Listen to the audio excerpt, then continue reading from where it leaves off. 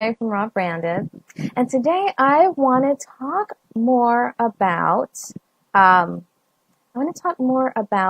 being you, being more you in your brand storytelling.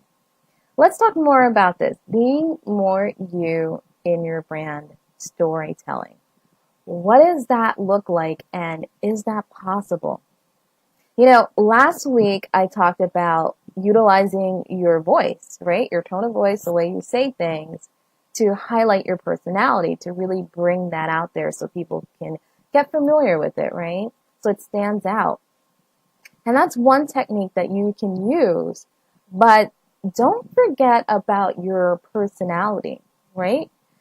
Your persona, if you want to call it that, but your personality is another way in which you can stand out and make your brand storytelling unique, right? Um, you know what? And there's ways in which you can do this. Like I said before, you can use your tone of voice. But another way you can do this is just by highlighting your attitude, right? Your attitude, the way in which you come across.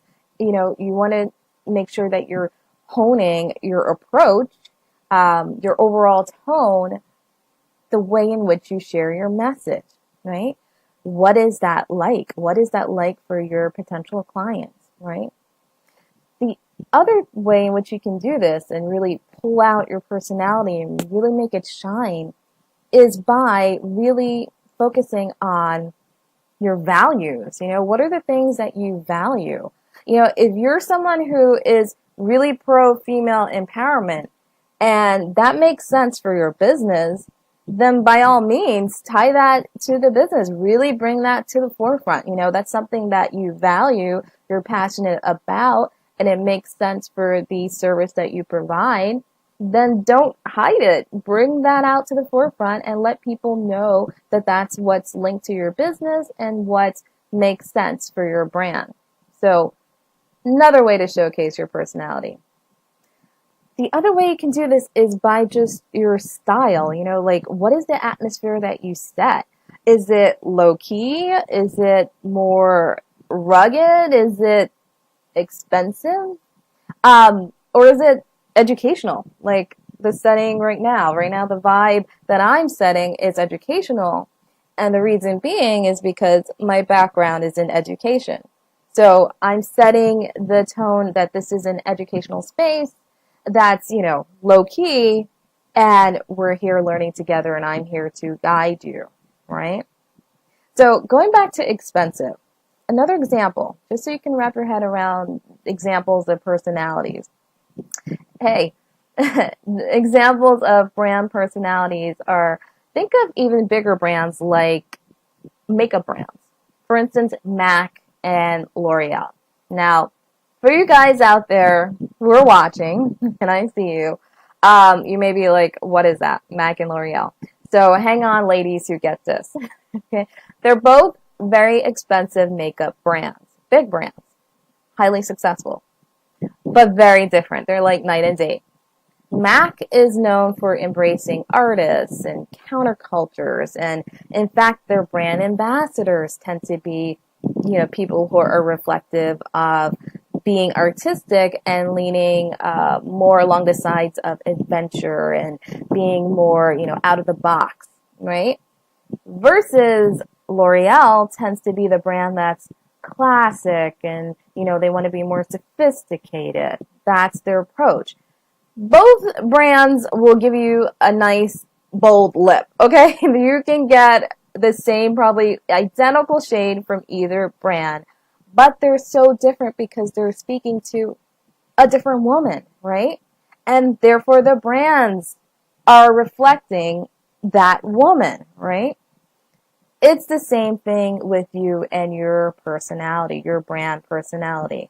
It should be reflective of the audience you're trying to attract while also being really your real personality. This is not something that's made up. And yes, for those of you who are very self-reflective, this is great. You're going to say, okay, I know that I am, or, my brand is, fill in the Mad Libs, fill in the blank. But for those of you who, are still struggling here, it's still doable. It's all about being strategic in your brand storytelling, right? And so it's not about, you're not trying to reinvent yourself here, but it's more along the lines of tapping into what's already there, tapping into what already exists and pulling that out where it makes sense for your business, right? It's embodying the character, what's already there, what piece of your personality, what piece of your character is already there, so that you can pull it into your business and make it stand out.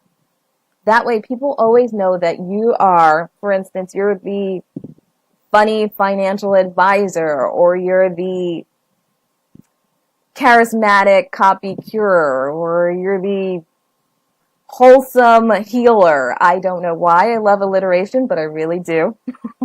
But that may be part of the personality that's tied into your business, right? Same thing with those bigger makeup brands. So that's how you can be more you in your brand storytelling. And by the way, if you're still struggling on how to be more you, just bringing down that header because I realized it was across my head and you probably didn't see me too well. But if you're still struggling with how to be more you, as I'm showcasing right now, in your brand storytelling, then do hop on a call with me. We'll talk this through even further. We'll dive even deeper on how to craft your brand story. And just a little heads up here, on September 10th, in my group of authentically branded and profitable entrepreneurs, we are launching a challenge. There will be a challenge so that you can each day, it's a 5-day challenge, each day work on your brand storytelling. And you'll hear more about the challenge in the group. So I hope to see you there. I'll see you guys next time. Bye.